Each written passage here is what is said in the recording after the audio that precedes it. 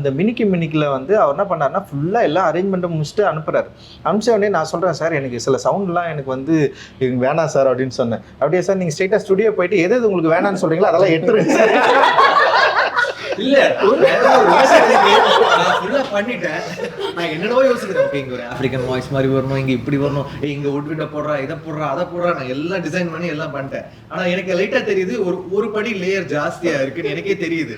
சரி நான் பார்த்தேன், எப்படியும் லாஸ்ட்ல தூக்கிடுவாரு, எல்லாம் வச்சுக்கோ, நம்ம எப்படியோ வந்து ஒன்னு சொல்லுவாரு, அவரை வச்சு அதுல பாதி போயிடும், பாதி ரீடைன் பண்ணிக்கலாம்.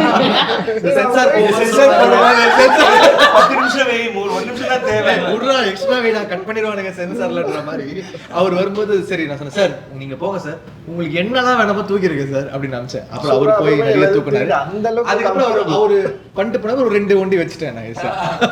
ஸோ அந்த அளவுக்கு கம்ஃபர்டபுள் அண்ட் வந்து வேணும் வேணாம் அந்த டிஸ்கஷன் வந்து பயங்கர ஹெல்த்தியா இருந்தது.